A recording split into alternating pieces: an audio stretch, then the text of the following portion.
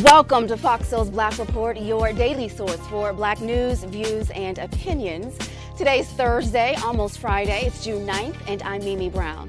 I'm Demi Lobo, and on today's report, emotional testimonies on Capitol Hill as survivors and families of victims of mass shootings are testifying before lawmakers. This after the Texas House holds closed-door investigation hearings today. Meanwhile, a series of gun reform bills passing in the House, including raising the minimum age to purchase a semi-automatic rifle from 18 to 21 years old. We have the latest on that. Then a highly anticipated hearing on the January 6th Capitol riot is taking place tonight as lawmakers start sharing details about their investigation. A highly anticipated report.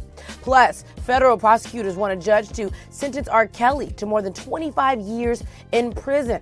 And Ava DuVernay will receive a Founders Award at the Emmys. Soulmates, we have that and so much more. It is our voice. It is our truth. So let's talk about it.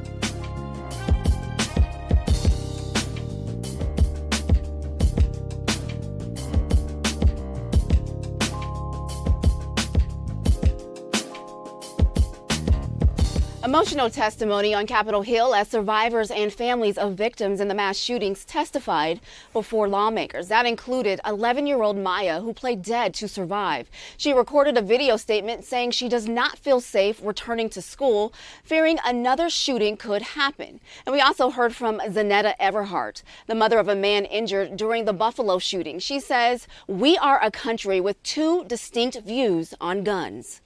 The 18-year-old terrorist who stormed into my community armed with an AR-15, killing 10 people and injuring 3 others, received a shotgun from his parents for his 16th birthday. For Zaire's 16th birthday, I bought him a few video games, some headphones, a pizza, and a cake. We are not the same.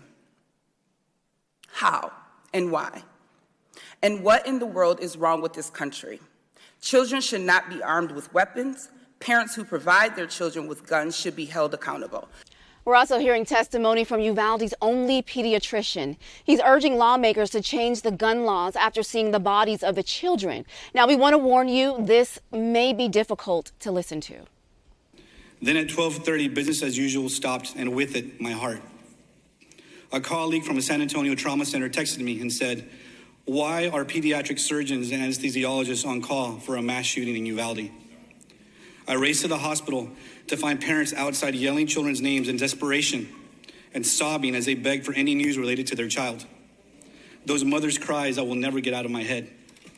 2 children whose bodies had been pulverized by bullets fired at them, decapitated, whose flesh had been ripped apart, that the only clue as their identities was a blood-splattered cartoon clothes still clinging to them, clinging for life and finding none.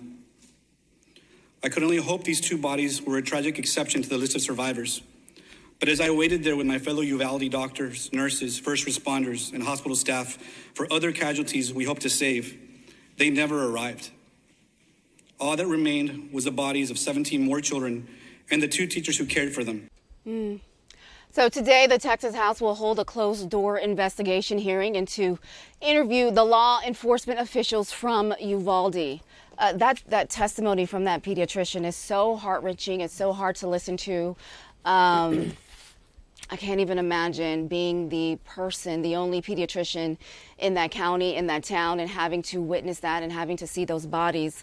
What we didn't talk about in that story is that we also heard from the parents of Lexi Rubio. She was one of the students there who also died. Her parents talked about her and called for an assault weapons ban, red flag laws, just common sense laws. You know, and the other thing that I wanted to speak on, because I know yesterday I brought up the fact that there was a person who was outside Brett Kavanaugh's house and he had pepper spray, he had mace or weapons. He was going to break into his house because he was upset about the shootings. He was upset about Roe v. Wade. So next week, the House, they're going to take up the security bill for the justices.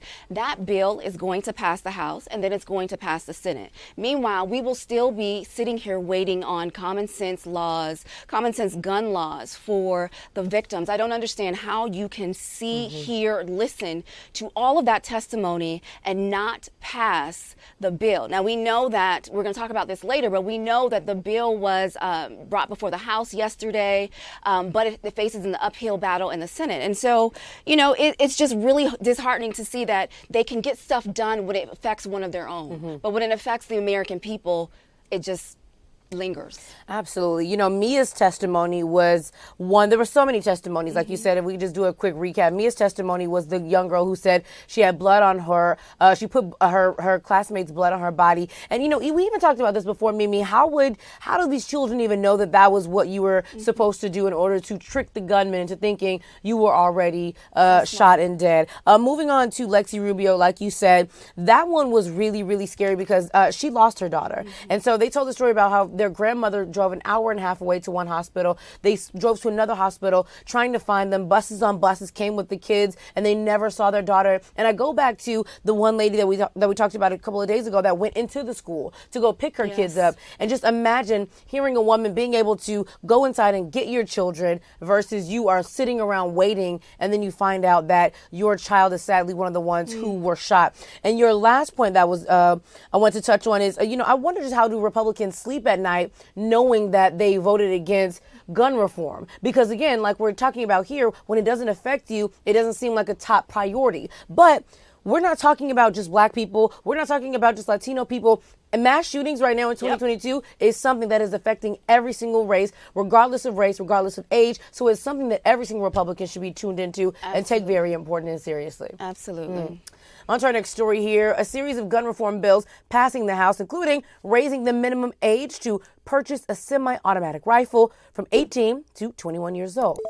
The vote was largely along party lines, and it would also ban high-capacity magazines and establish a national red flag law, allowing authorities to temporarily confiscate guns from those deemed a danger. The bill is not likely to pass in the Senate. Bipartisan senators are negotiating a narrow gun bill, but they're saying that banning assault weapons is off the table. So again, passed in the House, not expected to pass in the Senate. Again, we don't know why Republicans are so comfortable banning something that would help save so many people's lives. And, I don't know. I don't really know what we can do. Honestly, we can keep on passing bills, but until a bill passes that stops these young kids from being able to get guns in their hands at 18 years old, because we saw two separate instances where both gunmen were 18 years old, and it's just, what do we do? Yeah, so during that hearing, what I wanted to touch on too, which you just said something that reminded me of it, the Republicans put forth their own witness from the DC Project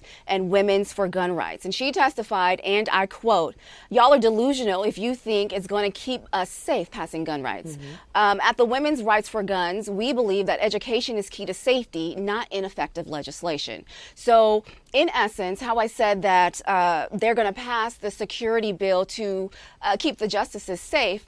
Well, you put forth a witness that just said that legislation is ineffective. So why is legislation all, so effective when it benefits you, but when it benefits the American people, it's just not going to do anything, And 5 Republicans voted for the bill. Two Democrats voted against it. So kudos to those 5 Republicans. We know that it's going to take more than that to pass it in the Senate. It's going to need at least 60 votes, which means 10 Democrats are going to have to be on board for that. And like you said, Demi, I don't think that that's going to happen, which is absolutely sad. How do you not vote in favor of keeping the American people safe? Absolutely. And, a lot of people were actually praising those Republicans who voted for this, yes, which is crazy that we have to give praise to Republicans for doing what you should be doing to protect the American people. But another issue that Republicans have been having with this, and the 2 Democrats, like you said, is that this destroys our Second Amendment rights. And so because another aspect of this is that it's going to show you exactly where you can store your guns in your house as well. And so they're like, you're going to tell me where I can buy a gun, when I can buy a gun, and then when I get a gun, you're going to tell me where I have to put it. And it's just like, honestly, if you have to put the gun in your garage or wherever else to make it safe, what is the big problem in that? There's literally no big problem in that at all. I think we're reaching here Absolutely. a little bit. Absolutely. Definitely. All right, also making headlines on Capitol Hill, a highly anticipated hearing on the January 6th Capitol riot is taking place tonight as lawmakers start sharing details about their investigation. Members of the January 6th committee promised new and explosive information, but haven't provided many details. Now, witnesses will testify and we'll get a look at never-before-seen images and exhibits. Now, one of the confirmed witnesses is Capitol Police Officer Caroline Edwards. She was the first law enforcement worker injured when rioters pushed their way into the Capitol. Another is British filmmaker Nick Quested. He captured some of the most vivid images of the day. Meanwhile, House Democrats will vote next month on a bill designed to keep firearms out of the hands of dangerous people. Georgia Congresswoman Lucy McBath sponsored the red flag bill. Now, this measure would bar people from buying guns if a judge deems them to be a threat to themselves or to others. She lost her 17-year-old son, Jordan, 10 years ago after a white man shot him to death. It was after a dispute over the volume of music, and Jordan was just playing music from his car radio. A resolution condemning the Great Replacement theory made it through the House yesterday. It came less than a month after the Buffalo shooter posted a manifesto shortly before he gunned down 10 black people at a grocery store. In Congress, we must treat both the issue of gun control and the root causes of hate. The Great Replacement theory believes that only white people are responsible for progress in our society, and that the growth of a multiracial and multi-religious society is a threat to white people's existence and the health of our nation. The resolution passed the House as part of a rule setting up a vote on gun reforms. Now, no Republicans backed the resolution, which also honored the victims of the massacre. And members of the Congressional Black Caucus are calling on President Biden to sign an executive order to create a commission that would consider forms of reparations for African Americans. The CBC wants the president to make this move because of Congress's inaction to pass H.R. 40, the bill that would create a commission on reparations. Advocates want Biden to sign the executive order by Juneteenth rather than wait for Congress to make a move. Political analysts say the bill is stalled because Democratic leaders are afraid passing the resolution could hurt Democrats in the midterm elections. And a key aide to Reverend Dr. Martin Luther King says she is deeply saddened by the hate crimes that continue more than a half century after she worked with the civil rights icon. Zermona Clayton and her late husband Edward Clayton were recruited by King and his wife Coretta to bring more attention and money to the Southern Leadership Conference and their work on voting rights. Now, at the time, Edward Clayton was the editor for Jet magazine. It seems like my mind always goes back to what Martin Luther King said, would have said, what he thought, what he would have thought if he were here. He always said, you know, we can love each other. He said there's just no reason why we can't. In 1967, Clayton spoke at a TV industry convention and took them to task for not hiring African Americans. Now, in response, a TV station in Atlanta hired her. She became the first black person to host a talk show in the South.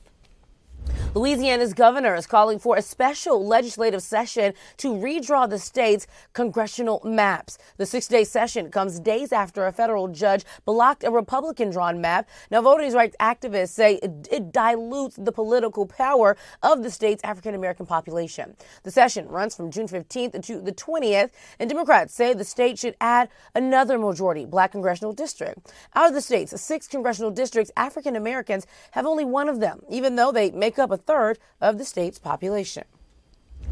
A Trump-backed Senate candidate in Arizona is blaming black people for gun violence. Blake Masters told a talk show host back in April that Democrats don't do anything about black gangs in Chicago and other big cities that shoot each other. Masters said journalists only cover shootings where the shooters and the victims fit a certain profile. He also said most victims of gun murder in America are black men. Now, after people started condemning his comments, Masters is blaming the news media for the controversy. A suburban Pittsburgh police department has questions to answer after one of its officers was caught on camera verbally abusing a black woman and slamming her onto the back of his police car while she was handcuffed. It happened in Versailles Township. Now, video shows a white officer cursing at a woman as she lays on her stomach on the ground. She is then forcefully pushed onto the back of the police car as the police officer yells yet again, accusing her of causing a rear collision with another vehicle that the officer's children were in. Now, the name of the officer has not been released, but video appears to be shot by a passenger in the car the handcuffed woman was driving. The officer is still on duty as township commissioners investigate this incident. But this is not the first time the North Versailles officers have been caught on camera mistreating a black woman. Back in 2018, Officer Christopher Kelly was working security detail at a movie theater, and he was recorded wrestling a black woman to the ground after she questioned an altercation between the theater's manager and a group of black teenage girls who were being ejected from that movie theater. And Houston Police Chief Troy Finer says civil rights attorney Ben Crump made a false statement when he claimed a black man killed by cops was shot in the back of the neck. 29-year-old Jalen Randall was gunned down by a Houston cop within seconds of the officer getting to the scene in April. An independent autopsy paid for by Randall's family says the bullet hit Randall in the back of the neck. But Houston police investigators say the bullet entered the front of Randall's neck. Now, Randall was killed by Officer Shane Privet after a brief car chase. Now, Randall's family says he was not a threat to officers, but investigators say they found a gun in his bag. The officer in the shooting has not been charged, and Crump is responding to the false allegation statements. He says they have 4 sources of evidence proving that Jalen was shot in the back of the neck. Houston prosecutors say the case is still under investigation. A North Carolina family has reached a settlement with a state sheriff's office in the police killing of her unarmed relative. Andrew Brown Jr. was shot and killed in his car last year by deputies executing a search warrant in Elizabeth City. The sheriff says they agreed to pay Brown's family $3 million. Brown was shot to death after he started pulling his car out of his driveway shortly after cops in tactical gear approached him. He was shot more than a dozen times. Brown's family says the settlement is a small step towards some healing for the family and their loved ones. And a Florida officer is being charged with manslaughter in the death of an unarmed black man who was shot in the back of the head during a foot chase. Investigators say James Lowry was misidentified by police as the suspect when he was killed. The officer, Joshua Payne, was charged last week, but he posted a $15,000 bond and was released within hours. Prosecutors say the officer thought Lowry fit the description of a suspect who was wanted for hitting a woman. So far, no body cam footage has been released on the incident. The husband of a New York City correctional officer wants answers after his wife traveled to the Dominican Republic to receive a Brazilian butt lift from a phony doctor, once indicted for operating without a medical license. 49-year-old Tandra Bowser Williams suffered a massive stroke days after going to the Caribbean island for a fat loss surgery last month. Back in 2011, the doctor who performed her surgery, Dr. Hector Cabral, was indicted on 10 counts of operating without a medical license and fraud, as well as conspiracy charges. He was accused of charging for consultations and medical examinations at med spas and beauty parlors in New York before luring unsuspecting patients with bargain prices to the Dominican Republic for discount cosmetic surgeries. Many of those surgeries left women permanently disfigured. Bauer Williams, her husband, says that this wife of more than 20 years was confident that Cabral's abilities, despite his past indictment, would be a successful surgery. But he says he loved his wife, of course, and that he was going to enjoy this surgery that took place in the Dominican Republic. And reading this story, it's all over social media right now. It's very, very sad. And, according to reports, Cabral ultimately cut a plea deal with prosecutors for no jail time. He was fined about $5,000 in order to pay nearly $24,000 in restitution and complete 250 hours of community service, Mimi, in the Dominican Republic. And so what's really strange about this, and not even strange, honestly, because we've seen this so much, not only on TV, we've seen this in real life happen. And I really feel bad for women because we have so many high expectations of what we want our bodies to look like. Myself, too. I've joked around about I'm going to get liposuction. I'm going to get a BBL. I'm going to get this done because we just want our bodies to look great. And I feel awful that she told her husband that you're going to love the results. You're going to love the results. And it seems as if she was, of course, doing it for herself, but of course, because she wanted her husband, to like the results also. And this doctor, we have to look up the doctors that we're getting surgery from. Yes, and that is my point. You have to do your research. A quick Google search. And when I was reading the story, I was confused if she did do a Google search, or she did, do her research, because the husband said that she was confident, even though she knew of his past discrepancies, that she was confident that her surgery was going to turn out okay. But when I just did a quick Google search, I found in 2017, 4 women died. In July of 2018, a woman died on the operating table, and another woman died in 2019. And when that woman died in May of 2019, that prompted Cardi B to come out and say that she was going to go to that doctor, but after hearing stuff, and she said she had a bad feeling, that she ended up going with another doctor. So a quick Google search for me was able to uncover all of that information, which, we have to be realistic with our goals, and we have to be realistic with, what we're seeing. So if this doctor had all of these things wrong, chances are when it comes to you, you're not going to be any different. And I think people think it's not going to happen to me. This is not going to happen to me. But you don't know that. Yeah, I mean, and it's your life here. It's life or death, and it's not just about like social media and you just pull the fat out. Like literally, this is a doctor that does not know what he's doing, and he's playing with your life right now. Yes, who moved to the Dominican Republic to get away with the things that he couldn't get away with in the United States. I mean, we've got to take all of that into consideration.